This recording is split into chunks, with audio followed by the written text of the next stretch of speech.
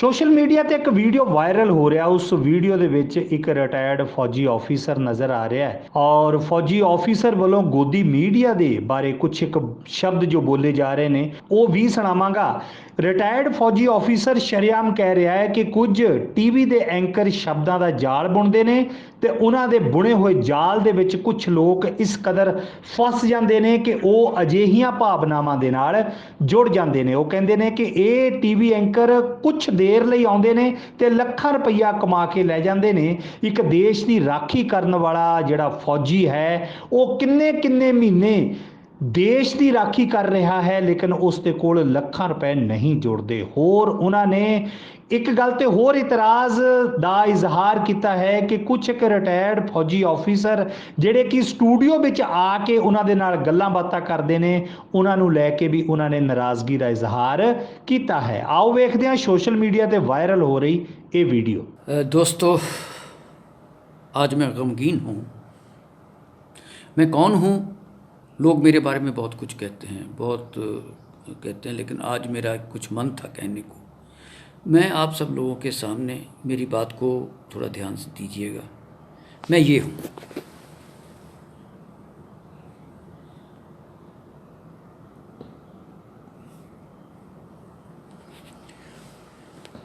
$71 का मेडल भी इनमें एक लगा हुआ है। मैंने सर मैकमोहन जो रेखा है जिसका आज जिक्र हो रहा है उसको भी देखा है। बताना इसलिए नहीं चाहता कि आर्मी का प्रोटोकॉल मुझे अभी तक याद है। मेरा सिर्फ आज गिला एक जगह से है। थोड़ा सा चाहता हूँ मैं अपने देश की जनता को अब कहना चाहता हूँ कि मेरे प्यारे दोस्तों, भारत कमज़ोर नहीं था, ना है, ना रहेगा, कभी भी नहीं था, 62 में भी नहीं था। मैं किसी पॉलिसी को कुछ नहीं कहना चाहता, क्या हुआ क्या नहीं हुआ। मैंने 62 की लड़ाई तो नहीं देखी, लेकिन 69 में मैं वहीं था जहाँ से ये शुरू हुई थी। ज़्यादा नहीं कहूँगा। 48 साल के बाद फिर मैंने वो जगह देखी। अक्साई चिन का एरिया, ये वो जो हल्ला होता है। मैं सिर्फ ये कहना चाहता हूँ कि ये जो एंकर है ना सर, मेरे दोस्तों, ये जो एंकर हैं इनके बारे में एक बात कहना चाहता हूँ। ऑक्सफोर्ड से पढ़े, हल्ला करते हैं। कल एक एंकर को मैंने ना बाजुओं को खींचते हुए देखा। पंजाबी च कहते डोले दिखा रहा सी। मतलब 15 लाख रुपया वो एक महीने की तनख्वाह लेता है और जिसके बारे में वो हल्ला कर रहा था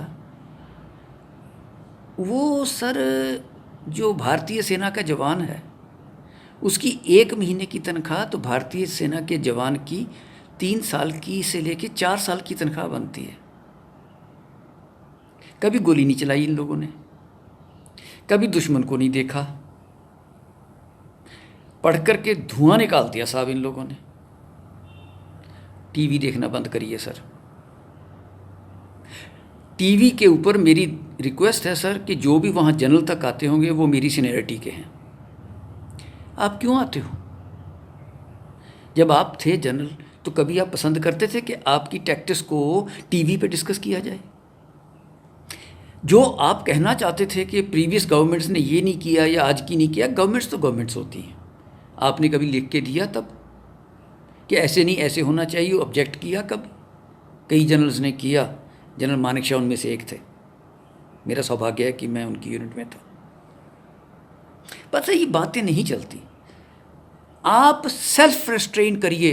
all my friends in the army, don't go to any channel, don't discuss anything with them.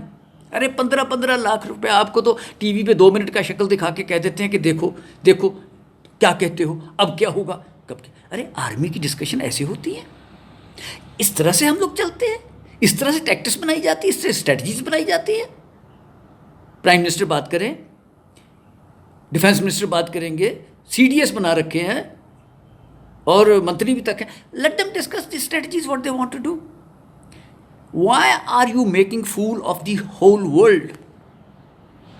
We have a strategy at place, it can go wrong somewhere, it is all possible. 62 की लड़ाई की बातें अब छेड़ देते हैं।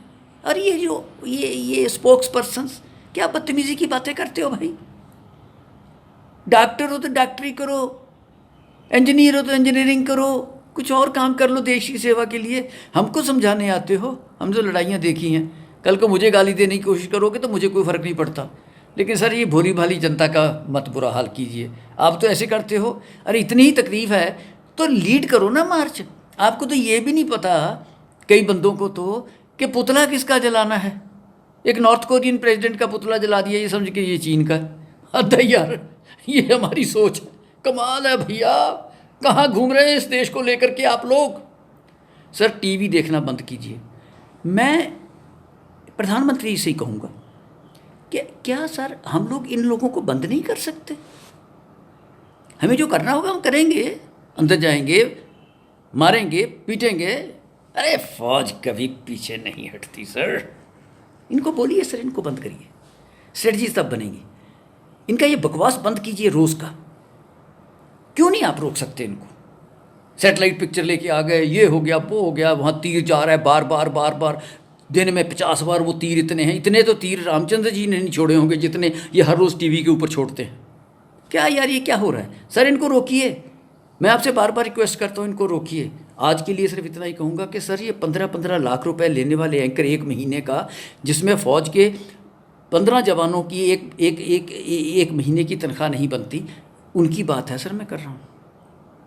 ये उन जवानों का जो रोना देते हैं उनके भाव पे अभी भी पंजाबी जी कहते हैं लाश पे बैठ के रोटियाँ खानियाँ। सर मैं ये भी पूछना चाहता हूँ इन लोगों से जो आज तक हल्ला कर रहे हैं, जो पुलवामा में जो शहीद हुए थे उनके घर कभी कोई एंकर गया उसके बाद उनसे पूछा कि उनके बच्चों की क्या हालत है। बहुत कुछ किया। कोई काउंसलर तक दोबारा उनके घर गया हो तो मुझे बता दीजिए, मुझे खुशी होगी। उनको भूल जाने में सर इतना थोड़ी है। तो मैं तो सर आपसे सिर्फ इतना ही कहता हूँ कि सर ये काम नहीं चलेगा, इनको रोकिए। और बाकी जहाँ तक हमारा संबंध है सर, मैं तो ऑप्शन देने को तैयार हूँ। 75 साल की उम्र है मेरी, कोई बात नहीं, कोई बात नहीं सर, ये चलता है। मैं द डे इट कम्स, वक्त आने दे माँ तेरे नाम पे अपनी हस्ती व मस्ती मिटा देंगे हम, खून से भर देंगे गंगो जमन, ए वतन ए वतन ए वतन। मैं एंकर नहीं हूँ, मैं बदतमीज़ एंकर नहीं हूँ, मैं देश को बचाना चाहता हूँ। सेक्रीफाइस देने को तैयार बैठे हैं सर, वक्त तो आने दो। रगों में दौड़ने फिरने के हम नहीं कायल, जो आँखी से न टपका वो लहू क्या है। अरे सर आने दो वक्त, ये क्रिटिसिज्म नहीं है। वक्त आएगा तो इसका जवाब भी देना जानते हैं, होगा वो। लेकिन इनको बंद कीजिए, ये अखबारों में करिए, इनको सर पक्के तौर पे बंद कर दीजिए। टीवी चैनल के ऊपर एक रिस्ट्रिक्शन लगाइए कि ये नहीं कुछ भी चलाएंगे आर्मी की स्ट्रेटजीज़। और मैं अपने आर्मी जनरल्स जो मेरे भाई हैं उनसे ये कहना चाहता हूँ, ये सर 71 की लड़ाई के बाद पैदा हुए एंकर हैं, आप इनका जाके देखिए। और बिलियंस ऑफ डॉलर्स के मालिक बन गए। जनरल साहब बने, कोई सिपाही बना, कोई बना ना सर, कोई मिलियनर बना, लखपति भी बना नहीं ना। तो फिर सर इनको क्या आपने मौका दे रखा है, देश को गुमराह करने का तरीका बता रहे हो। इनमें कोई जोश वोश नहीं है। ये सर 2 घंटे के लिए आते हैं, 4.5-3 लाख रुपए के मालिक दिन में बन के चले जाते हैं। क्या है, इनको बंद करो सर, स्ट्रेटजी आएगी। अब तगड़े हो प्रधानमंत्री जी, आप में दम है, इनके सहारे जियोगे, इनको बंद करो, है ना दम। अरे फौज बैठी है सर, बहुत कुछ करना आता है। कुछ दुखदाई घटनाएं हुई हैं, दर्द तो मुझे भी है सर उसका। सर प्लीज़, मेरा सिर्फ आज तक यही मकसद था कि टीवी वाला इनका काम बंद कीजिए। बाकी जो है टैक्टिस कितनी होती है, मैं तो बहुत साल पहले की बात करता हूँ, करते होंगे। उनसे आप इनको पीएम हाउस में बुला के इनसे पूछ लीजिए, जो टीवी पे कहना चाहते हैं वो आपको कह दें आके। इनका एक डेलीगेशन बुलवाइए, उनसे पूछिए आज से एक्स आर्मी वालों से कि आप क्या सोचते हो, जब आप वहाँ थे तो क्या थे, और आज के जनरल से भी इनको मिलवा दीजिए। Why are we talking about this, what kind of situation are we producing in our country. My request to you sir is this, कि this small child of yours, of this nation, I feel bad that it is being discussed on the TV. We'll discuss it on the field the day it is needed under your leadership. We'll discuss it in the field. वक्त आने तो दे, मैं आपके साथ हूँ sir. जब भी सिर्फ बोलना नहीं, सिर्फ इशारा उंगली से, सिर्फ यूं ही करना सर, यूं ना भागा आए, मैं अकेला नहीं होऊंगा सर, बड़ी दुनिया होगी, कोई बात नहीं, लेकिन वो आपका काम है, आपने देखना है। और ये फिर दोबारा से कि मैं कभी ये थे ना, आज भी जोश है सर, 75 साल की उम्र में दिल धड़कता है देश के लिए। धन्यवाद। और एंकर वालों, ये जो एंकर छोड़ो ये बातें पैसे कमाने की, अरे आपके तो चैनल पे सर आप ये कह रहे हो कि चाइनीज़ को बाइकाट करो, और आपके चैनल में वीवो लगा हुआ है, जियोमी लगा हुआ है।